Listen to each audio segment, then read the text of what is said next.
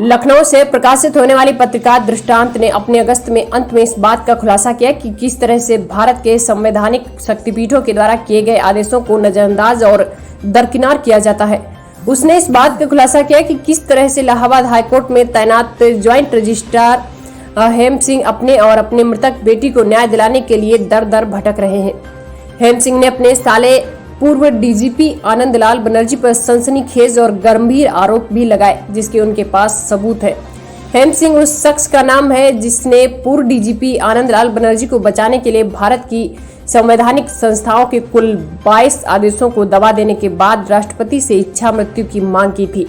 इसके बावजूद उन्हें आज तक न्याय नहीं मिला। हेम सिंह का आरोप है कि पुलिस मनमानी एवं एक तरफा कार्रवाई करते हुए समस्त साक्ष्यों को अनदेखा कर रही है।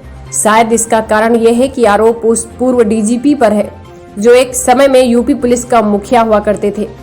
सुनिए क्या कुछ कहा हेम सिंह ने। आपने फरवरी 2018 में राष्ट्रपति जी से इच्छा मृत्यु की मांग की थी, मामला क्या था? हिंदुस्तान में जब माननीय उच्च न्यायालय का कोई अधिकारी, एक अच्छे पद पे कार्यरत अधिकारी चारों ओर से न्याय मांगते मांगते थक जाता है और उसे न्याय नहीं मिलता, क्योंकि आनंदलाल बनर्जी पूर्व डीजीपी उत्तर प्रदेश न्याय के रास्ते पे बाधा डाल रहा था और मेरा लगातार उत्पीड़न कर रहा था। मुझे कहीं न्याय नहीं मिल रहा था, तो मैंने महामहिम राष्ट्रपति महोदय से कहा कि जब आपके सारे आदेश 5 आदेश दबा दिए जा रहे हैं और 22 संवैधानिक आदेशों को दबा दिया गया है आज तक, तो मुझे इच्छा मृत्यु दे दीजिए। यदि अगर आप न्याय नहीं दे पा रहे हैं तो कम से कम मृत्यु तो दे सकते हैं इस हिंदुस्तान में। इलाहाबाद हाईकोर्ट में ज्वाइंट रजिस्ट्रार के पद पर हैं। जब आपको इलाहाबाद में न्याय नहीं मिल रहा है तो कैसे न्याय मिलेगा और लोगों को? माननीय सर्वोच्च न्यायालय के रिटायर ऑनरेबल जस्टिस हैं कोई, मैं उनका नाम भूल रहा हूं, उन्होंने शायद अपने स्टेटमेंट में कहा है कि न्याय अमीरों की मुट्ठी पे है। मैं शायद बेईमान नहीं हूं। मेरी एक सबसे बड़ी कमी है कि मैं स्पष्टवादी और ईमानदार आदमी हूं और मैंने आज तक किसी भी व्यक्ति के सामने झुकना पसंद नहीं किया, इसलिए मुझे न्याय नहीं मिल रहा है। मैं उच्च न्यायालय में ज्वाइंट रजिस्ट्रार हूँ, मैं दूसरों की मदद करता हूँ और 33 साल की निर्बाध सेवा की है माननीय उच्च न्यायालय की।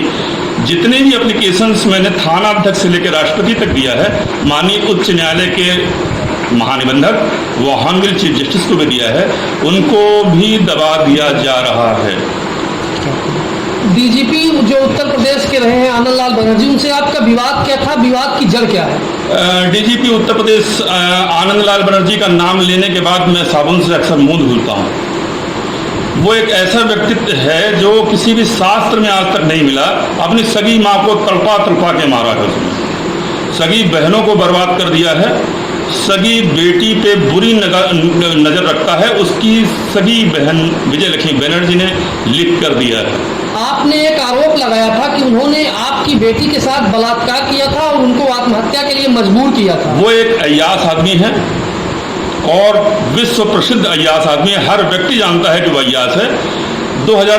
जून 2010 में मेरे घर आया था अपनी पत्नी मधुचंद्रा बनर्जी के साथ। मेरी बेटी को मेरी पत्नी से क्या कह के ले गया, कुछ पैसे दिए थे, लगभग 9 से 10 लाख रुपए मेरी पत्नी को उसने दिए थे और पैसे देकर मेरी बेटी को रानी खेत ले गया था। तो रानी खेत ले जाकर उसने वहाँ पर उसके साथ छेड़खानी, बलात्कार किया, जिसके कारण डिप्रेशन के कारण मेरी बेटी ने आत्महत्या कर लिया। मेरी बेटी इकलौती संतान थी, डांस में नेशनल अवार्ड विनर थी 2 बार। इसकी शिकायत आपने कहीं पर की थी, तो कार्रवाई क्या हुई? मैंने इसकी शिकायत थाना अध्यक्ष से लेकर राष्ट्रपति तक सारी संवैधानिक संस्थाओं और स्थानीय संस्थाओं को किया है। जांचें निर्गत हुई हैं। आज तक मेरे पास 23 से 24 जांचें हैं, संवैधानिक जांचें हैं। 5 राष्ट्रपति के आदेश हैं, मानवाधिकार आयोग ने 4 आदेश किए हैं, राष्ट्रीय पिछड़ा वर्ग आयोग ने 5 आदेश किए हैं, मुख्यमंत्री जी ने अनेकों आदेश किए हैं, आईजी इलाहाबाद ने आदेश किए हैं। मैं LIU इलाहाबाद के ऑफिसर्स को कई बार बयान दे चुका हूं, क्षेत्राधिकारी द्वितीय को लिखित बयान दे चुका हूं जिसकी रिसीविंग है, SP इलाहाबाद को बयान दे चुका हूं जिसकी रिसीविंग है। इन सबको दबा दिया जा रहा है क्योंकि आनंदलाल बनर्जी जैसा दुष्ट व्यक्ति, अपनी माँ को परेशान करने वाला, बहन को बर्बाद करने वाला, बहनों को बर्बाद करने वाला, सगी बेटी पे बुरी नज़र रखने वाला, सगी भांजी के साथ बलात्कार करके आत्महत्या कराने वाला व अमिताभ ठाकुर IG की हत्या की साजिश रचने वाला अपने से सीनियर ऑफिसर आनंदलाल बनर्जी की बहन सगी माँ ने तत्कालीन डीजीपी गिरीश बिहारी सक्सेना साहब से कहा था कि मेरा बेटा मुझे परेशान कर रहा है, उत्पीड़न कर रहा है, धमकी दे रहा है, गुंडों से खुद और मुझे उनको जान से मारने की कोशिश कर रहा है। तो उसमें जांच नहीं हुई थी। जिसके जांच अधिकारी थे आईजी डीके पांडा साहब, जिनको दूसरी राधा आजकल कहते हैं लोग, उनके ऊपर भी आनंदलाल बनर्जी ने कई बार आक्रमण कराए, जिसके कारण गोपनीय पत्र लिखकर तुरंत उन्होंने उच्चाधिकारियों से कहा था कि मेरी और मेरे परिवार की रक्षा की जाए। आनंदलाल बनर्जी ऐसा व्यक्ति है जिसने हम संविधान की कसम खाते हैं, उच्च न्यायालय हो या किसी भी कार्यपालिका में हो, न्यायपालिका में हो, विधायिका में हो, हम संविधान की कसम खाते हैं।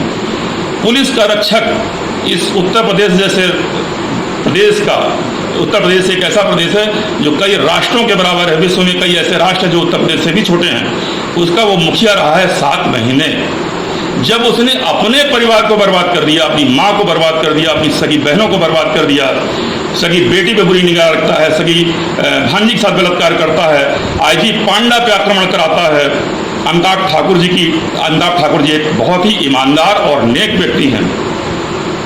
उनकी हत्या की साजिश रचता है, जिसके मैं सबूत दे रहा हूं। पूर्व डीजीपी अरविंद जैन के खिलाफ साजिश करता है, जिसके मैं सबूत दे रहा हूं, लिख के दे रहा हूं। जांचें निर्गत हो रही हैं और जांचें निर्गत होते होते सबको दबा दिया जा रहा है, दबाकर मेरा उत्पीड़न किया जा रहा है। मेरे ऊपर 4 बार अभी तक आक्रमण हो चुके हैं जान से मारने के। वाह, मेरे खिलाफ ब्लैकमेलर, ऑर्गन और हत्या का व्यापार करने वाले, धर्मांतरण करने वाले और बहुत सी क्रिमिनल एक्टिविटी में शामिल, जिनके ऊपर गैंगस्टर जैसे धाराएं हैं, वो उसके गिरोह के सदस्य हैं। और उनसे मेरे ऊपर बलात्कार के केसेस या धमकी देने के केसेस, झूठे केसेस दर्ज करा के मेरी जवान को, मेरी आवाज़ को दबाया जा रहा है। मैं सारी चीज़ों के एविडेंस दे रहा हूँ, परंतु मुझे दबाया जा रहा है कि तुम चुप हो जाओ। कुछ दिनों पहले उत्तर प्रदेश के मुख्यमंत्री योगी आदित्यनाथ ने मजिस्ट्रेटी जांच आपके मामले की दिया है आदेश जी। तो उससे आपको क्या आशा है कि आपके साथ अब न्याय हो सकता है, क्योंकि अब पुलिस का कोई संबंध नहीं रहा, अब मामला मजिस्ट्रेट के पास होगा और मजिस्ट्रेटी जांच होगी उसकी। देखिए, जब मेरे खिलाफ 400, मैं एक चीज़ और कहना चाहता हूँ, हिंदुस्तान की में आज तक ऐसा केस नहीं हुआ होगा। मैंने इंटरकास्ट मैरिज की थी, अपने से 9 साल बड़ी समकक्ष मेरे ही कार्यालय में एक महिला काम करती थी। 9 साल बड़ी महिला को महिला ही कहेंगे, लड़की नहीं कहेंगे। उससे मैंने विवाह किया था। शादी के 25 साल बाद, इंटरकास्ट मैरिज के 25 साल बाद थाना धूमनगंज द्वारा दहेज उत्पीड़न का मुकदमा दर्ज किया जाता है और मुझसे 70 से 80 लाख रुपए जबरदस्ती पुलिस के दबाव में, गुंडों के दबाव में ले लिए जाते हैं और उसके बाद उस केस में FIR लगा दी जाती है, जबकि वो केस आज भी माननीय उच्च न्यायालय के डिवीजन बेंच के बीच पेंडिंग है। प्रकरण में सुप्रीम कोर्ट ऑफ इंडिया ने अक्टूबर 2019 में आपके प्रकरण को स्वतः संज्ञान मान लिया था, जनहित याचिका मान करके, क्योंकि आपने कई प्रार्थना पत्र सुप्रीम कोर्ट के जज को भेजे थे। तो उसके बाद फिर आपके ऊपर 24 एक मिनट